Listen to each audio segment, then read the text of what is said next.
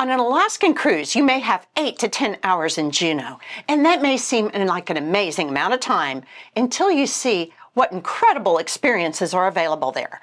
There's massive glaciers to view, world-class whale watching, so much wildlife and hiking that you can do there, adventure tours, and world-class food. It's some of the best food in Alaska. And in this video, we're going to tell you about the top 6 things to do in Juneau, and ending with one excursion we feel like everyone should do at least once in their lifetime. And stick around to the end because we'll tell you about our expert tips and tricks.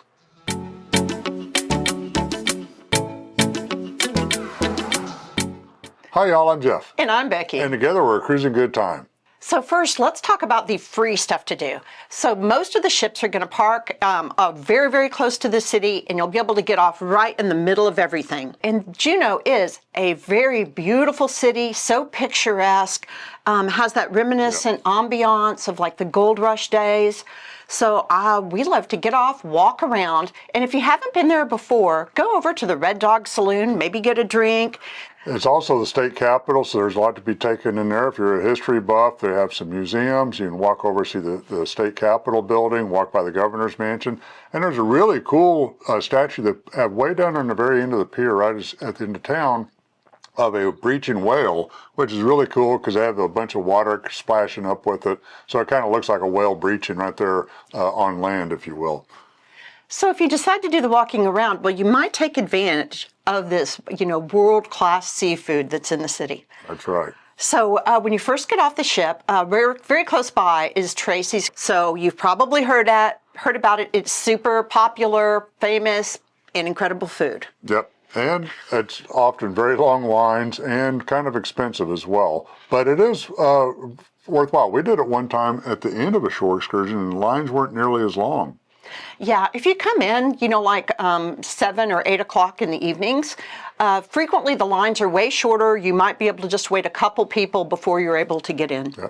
We've tried both the gold crab and the red crab there. They're both delicious. I think I prefer the red crab a little bit better, but it's a lot of fun to take all that in and try out some different crabs. Another terrific place to go to is Deckhand Dave's. Absolutely. Deckhand Dave's Tacos. It's a food truck about a half-mile from the cruise ship. Just walk down that street right there in front of the pier. You'll see Deckhand Dave's on the left. Fantastic salmon tacos, fantastic halibut tacos. And it's just a lot of fun because it's out in the open. If it's a pretty day, it's a great place to have a taco and a good cold beer and just kind of take it all in right there. Yeah, it is really fabulous. We've super enjoyed our experience there. However, my favorite place I believe that I've eaten at, that it was mostly locals when we were there, is the Hangar. The Hangar is great. It's right there on the waterfront, not too far past the Red Dog Saloon right there. We had some fabulous chowder and some halibut fish and chips. You can tell we love halibut. We get it everywhere we can when we're up in Alaska. And that halibut fish and chips was just fantastic. And the Hangar, like you said, is a lot of locals there, and the ambiance of the restaurant was just a lot of fun. We really enjoyed that. Yeah, and we were wet and cold, so it made it all the more enjoyable. Boy, Mendenhall Glacier is very close to Juneau, and you can do some fabulous kayaking and rafting that start there right at Mendenhall Lake, right there at the base of the glacier. So that gives you some fabulous viewing from a different perspective of the glacier. So I kind of I love that. The kayaking, I think, more interesting because you can go closer, whereas the rafting experience, you're going downstream, and I don't think the viewing is good as on the kayak trip. Yeah, we've talked to people who have done both, and they really liked it. They go over, you kayak, and you get a different view of the glacier than what you do from the visitor center or from Nugget Falls or something like that. And we've talked to people who have done the rafting. They just say, yeah, you get to see a lot of people's houses as you raft down the river. But they enjoyed rafting. They had a good time with it because they enjoyed the rafting. But it's something to consider there with that. So the next item on the list is to go up on top of Mount Robert. Yep. Now you can take a tram there. It's 1,800 feet up. Every time we go, the price is more. It seems like it. Yeah, it's more expensive every year. I think the price now is around $65 per adult. Yeah. And you could just hike up yourself if you want to get there. And on top of Mount Robert, they have fabulous hiking trails. Yeah. We have had such a great time there. We were there with our kids, and there was actually some snow on the ground. We were there. They got like a little bitty snowball fight.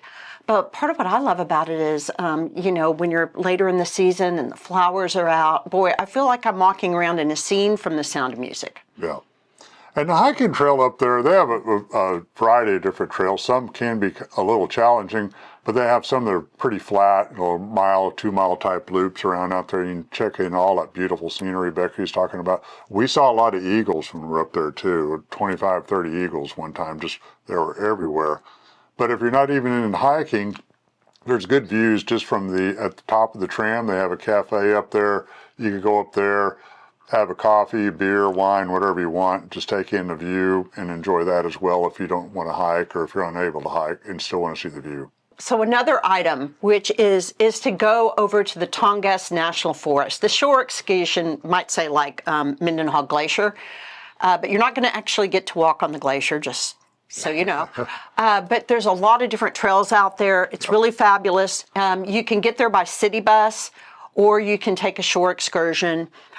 I absolutely love hiking over there, and the views of the glacier and all those blues, it's amazing. It is just really neat. I mean, it's just phenomenal to see that, especially if you've never seen a glacier before. It's great. Like Becky says, all the whites and blues in there.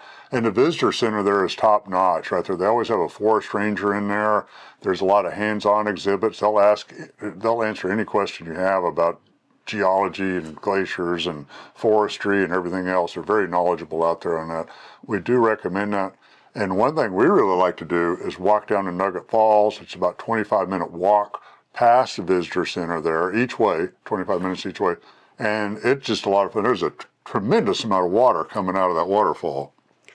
Absolutely, and there's several. There's several different hiking trails where you can get great views or great photos with the glacier behind you. Love Nugget Falls. Yeah. Now, the expert tip is if you really want to go to Nugget Falls and you're booking a shore excursion that's two different things, like the glacier and whale watching, look to see how much time that you have, because you're going to need well over an hour really to do the hike and then look around, get photos, etc. They're at Tongass National Forest. Yep. Yeah, absolutely. Hey, before we get to number one on the list, we want to invite you to subscribe. Come join our family here at the Cruising Good Time. We publish about once a week with really high quality cruising information. We'd love to have you come along so you don't miss anything out. Number one on the list for us is whale watching. Juneau is fantastic whale watching. We have had great times every time we've gone out.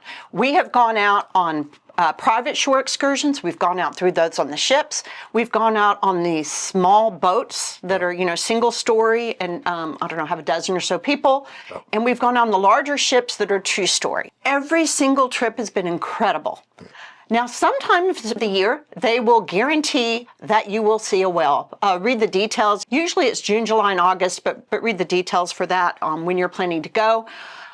And typically you will see a humpback. Yes. Or several or many humpbacks. Yeah. Now, we have been very lucky. Every time that we've been out, we have seen humpbacks and orcas. And Dell's porpoise actually too, which is even rarer to see up there. So we've seen a lot with that. And you may read in the brochures, you may see whales from your ship as you're cruising into Juneau, as you're coming up the channel there, and you will see them. If you get up out in the morning, there'll be humpback whales everywhere, especially in July and August out there. But the viewing from those is not near the same as the viewing you get from a shore excursion where you're down lower, smaller boat, and actually a lot closer to the whales, because on the cruise ship, you can be pretty far off from the whales and see them. Well, you just see the spouting in the distance for the most part. When you're on some of these shore excursions, and there's a lot of rules. They're very careful to protect the whales and the wildlife there. However, a whale can approach you, but you can't go up to a certain distance from them. And boy, our first shore excursion, we had a whale just so close to us, and they actually went under our boat and popped back up on the other side. That was a lot of fun. And I wish we were more into videoing then, but man, that was such an incredible trip. But every time we've just had fabulous, fabulous viewing. We've been very lucky. Yeah, and we've seen, like Becky said, a lot of orcas there as well. We've been very fortunate with that. We've seen packs of orcas doing some coordinated hunts out there, and that's a lot of fun to kind of watch as well. Bring a lot of layers and some rain gear for watching whales. It may be sunshiny where you get off the ship right there at the pier. By the time you get on open water, it can be raining very, very hard or very, very windy. The weather is very unpredictable. So make sure you bring your layers and water protection for watching those whales. Well, and when you're watching the whales, you have that cold water that you're over. So make sure that you are bringing lots of layer for warmth, that you have gloves, and that you have something to get your ears warm. Yeah. These are super important. And of course, don't forget your binoculars. Absolutely. Don't forget the binoculars. So as we promised, we have some tips that we think are really, really important to planning your trip to Alaska. And number one on that is if you're on a cruise that goes to both Juneau and Icy Strait Point, we suggest doing your whale watching over an Icy Strait Point. They're both really high quality viewing for whale watching. And as a crow flies, they're not very far apart from each other. But there's much less to do at Icy Strait Point than in Juneau. Juneau has a lot to do there. Do your whale watching in Icy Strait Point. Make more use of your time in Juneau to see everything else that's out there in Juneau, to take that all in. And I believe that Icy Strait Point's whale watching might be just a little bit better than that which you can see at Juneau. Yeah. But both fabulous. So the next thing is like, boy, we were talking about 8 to 10 hours in port. And sometimes we've been on some where we've had 12 hours. And we usually do at least 2 types of shore excursions in that time period. We've done as many as 3. However, you need to do a few things. One, think about you and your comfort. Like, you want to have fun, not just see things and be so exhausted you don't enjoy yourself. Or also what you piece together can work out where, you did the food thing in the middle, so at least you got to sit down and then you're off to the races with the next thing. Yep. But plan your day accordingly. But man, I believe in filling your day with all these amazing things, and especially in Juneau. I love Juneau. It's one of my favorite ports in the world.